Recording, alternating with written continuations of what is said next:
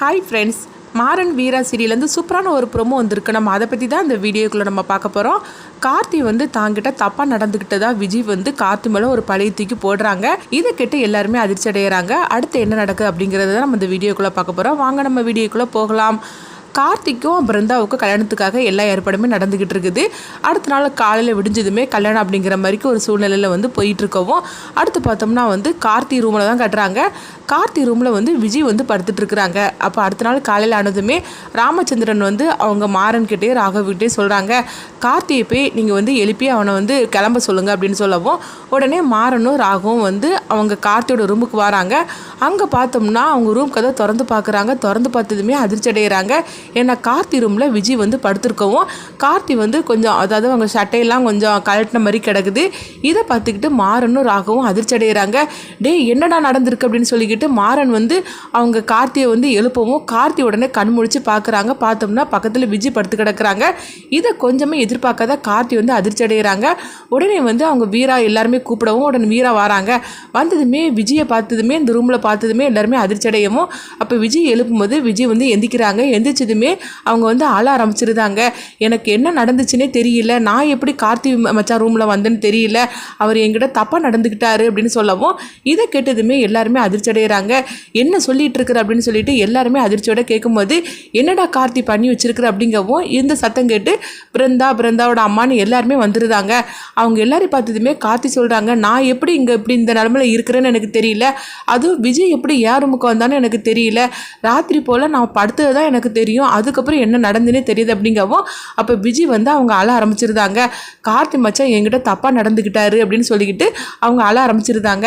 நான் கார்த்தி மச்சானுக்கு கூல்ட்ரிங்க்ஸ் கொடுக்கறதுக்காக வந்தேன்.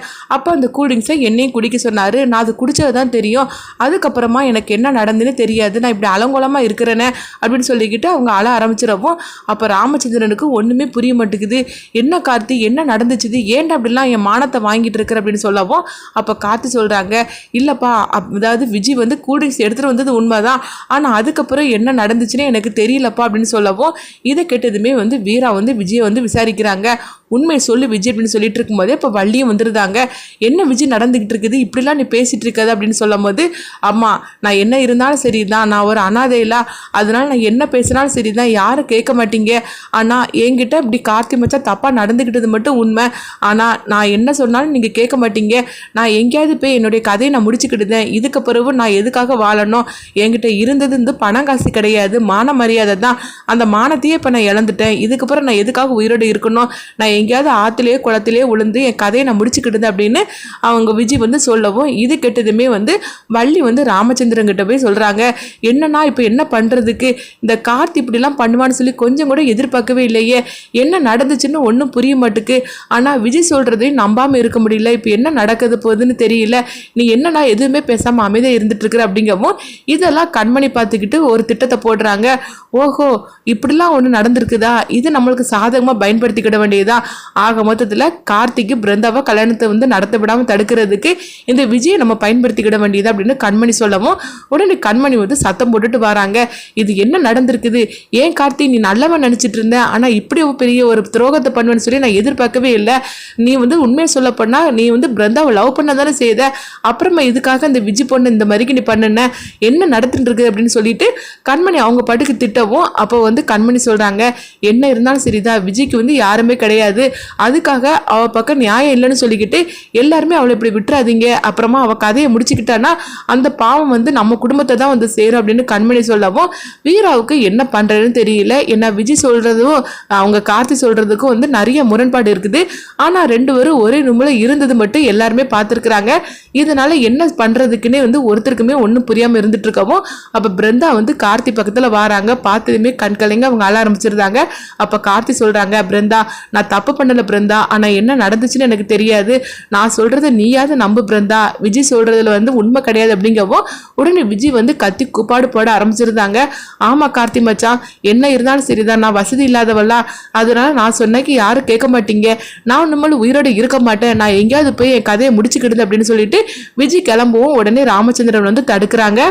என்னம்மா நீ இந்த மாதிரிலாம் பேசிகிட்டு இருக்கிற, உனக்கு யாரும் இல்லைன்னு சொல்லி தானே நான் என் வீட்டுக்கு உன்னை அழைச்சிட்டு வந்தேன். அப்படி இருக்கும்போது நீ வந்து இப்படி உன் கதையை முடிக்க போகிறேன்னு சொல்லிட்டு இருக்கிறியே, ஏம்மா இப்படிலாம் பேசிகிட்டு இருக்கிற, நீ கொஞ்சம் அமைதியாக இருமா அப்படிங்கும்போது, ஆமாம்மாம்மா நீங்கள் சொல்கிறதுலாம் சரிதான், ஆனால் நான் வந்து என் பக்கம் நியாயம் இருக்கிறத யாருமே காது கொடுத்து கேட்க மாட்டேங்கிறீங்களே. கார்த்தி மச்சான் சொல்கிறதுனா எல்லாரும் நம்பிட்டு இருக்கிறீங்க. நான் என்னுடைய மானத்தையே நான் இழந்துட்டேன். இதுக்கப்புறம் நான் எதுக்காக உயிர் வாழணும்? நானும் எங்கள் அப்பா அம்மா போன இடத்துக்கு நான் போயிருந்தேன். தயவு செய்து என்னை விட்டுருங்க அப்படிங்கவும் அப்போ வீரா வந்து விஜயை வந்து பார்த்துட்டு இருக்கிறாங்க. விஜய் சொல்கிறதெல்லாம் வந்து உண்மையா பொய்யான்னு ஒன்றுமே புரிய மாட்டேங்குதுன்னு சொல்லிக்கிட்டு, நீ கொஞ்சம் தனியாக வா அப்படின்னு சொல்லிக்கிட்டு விஜயை வந்து தனியாக அழைச்சிட்டு போகிறாங்க. அப்போ உடனே வந்து வீரா கேட்குறாங்க, உண்மையை சொல்லு விஜய், உண்மையிலே கார்த்தி உங்ககிட்ட இந்த மாதிரிக்கு தப்பாக நடந்துக்கிட்டானா அப்படின்னு கேட்கும்போது, என்னக்கா நீங்களும் இந்த மாதிரிக்கு பேசிகிட்டு இருக்கிறீங்க, ஒரு பொண்ணு வந்து இந்த மாதிரிக்கு விஷயத்தில் பொய் சொல்வாளா என்ன? நான் கூல்ட்ரிங்க்ஸ் வந்து நான் அவர் கொடுத்தேன், ஆனால் அதை வந்து என்கிட்ட கொடுத்தாரு, நான் குடிச்சது மட்டும்தான் தெரியும். ஆனால் காலையில் நான் எந்திரிச்சு பார்க்கும்போது இந்த மாதிரிக்கு ஒரு அலங்கோலத்தோடு இருக்கிறேன், இதை கூட நீங்கள் நம்பலைன்னா எப்படி ஆக்கும்? அவர் எங்கிட்ட தப்பாக நடந்துக்கிட்டதெல்லாம் உண்மைதான். ஒரு பொண்ணு இந்த விஷயத்தில் பொய் சொல்ல மாட்டான்னு உங்களுக்கே தெரியும்னா, இதுக்கப்புறம் நீங்கள் என்று இப்படி கேட்குறத பார்த்தாக்கி, அப்போ நான் வசதி இல்லாதனால தான் நான் பொய் சொல்கிறேன்னு நினைக்கிறீங்க, நான் எதுக்காக அங்கே இருக்கணும், தயவுசெய்து என்னை விட்டுருங்க அப்படிங்கவும் அப்போ வீரா வந்து மாறன்கிட்ட வந்து சொல்கிறாங்க, என்னடா அங்கே நடக்குது, ஒன்றுமே புரிய மாட்டேங்குது. ஆனால் கார்த்தி சொல்கிறதையும் நம்பாமல் இருக்க முடியல. கார்த்தி அப்படிப்பட்ட ஆளும் கிடையாது. அதே மாதிரிக்கு இந்த ஒரு பொண்ணு வந்து இந்த விஷயத்தில் வந்து பொய் சொல்ல மாட்டா, அதனால என்ன முடிவெடுக்கிறதுனே தெரியல அப்படின்னு சொல்லிட்டு இருக்கவும் அப்போ வந்து பிருந்தா வந்து கார்த்திகிட்ட வந்து சொல்கிறாங்க, கார்த்தி இதுக்கு பிறகு வந்து நம்ம அமைதியாக இருக்கிறதுல எந்தவித பிரச்சனையும் கிடையாது, நீ விஜய் கழுத்தில் தாலியை கட்டு அப்படின்னு பிருந்தா சொல்லவும் இதை கொஞ்சமே எதிர்பார்க்காத எல்லாருமே அதிர்ச்சி அடைகிறாங்க. கார்த்தி என்ன முடிவெடுக்க போகிறாங்க, விஜய் சொல்கிறதெல்லாம் உண்மையா பொய்யா? இங்கே பார்த்தோம்னா கண்மணியும் வந்து சொல்கிறாங்க, ஆமாம் இதுக்கு பிறகு யாருமே எதுவும் பேசாமல் இருந்தால் என்ன அர்த்தம், விஜயை வந்து இந்த மாதிரிக்கு அவன் தப்பு பண்ணிட்டான், அதனால விஜய் கழுத்தில் தான் கார்த்தி தாலி கட்டணும் அப்படின்னு சொல்லிக்கிட்டு கண்மணியும் வந்து விஜய்க்கு சப்போர்ட்டாக பேசிகிட்டு இருக்கிறாங்க. இதனால வீராவுக்கும் மாறனுக்கும் என்ன பண்ணுறதுன்னு தெரியல. விஜய் வந்து எல்லாமே இது ஒரு பொய்யான நாடகம் தான் நடத்துகிறாங்க அப்படின்னு சொல்லிக்கிட்டு வீரா வந்து உண்மையை கண்டுபிடிப்பாங்களா, அப்படி இல்லைன்னா வந்து கார்த்திக்கும் விஜய்க்கும் கல்யாணம் பண்ணுறதுக்கு தான் வந்து சரி அப்படின்னு சொல்லிட்டு ராமச்சந்திரன் வந்து ஒரு முடிவு எடுப்பாரா, அடுத்தது அந்த கதை என்ன மாதிரி கொண்டுட்டு போக போகிறாங்க அப்படின்னு சொல்லிட்டு நம்மளும் வந்து வெயிட் பண்ணி பார்க்கலாம். ஆனால் கார்த்தி விஜய்க்கு கல்யாணம் நடந்துச்சுன்னா கண்டிப்பாக வந்து அடுத்ததாக கதையில் வந்து பல திருப்பங்கள் ஏற்படும். அதனால கதையை என்ன மாதிரி கொண்டுட்டு போக போகிறாங்கன்னு சொல்லிட்டு நம்மளும் வெயிட் பண்ணி பார்க்கலாம்.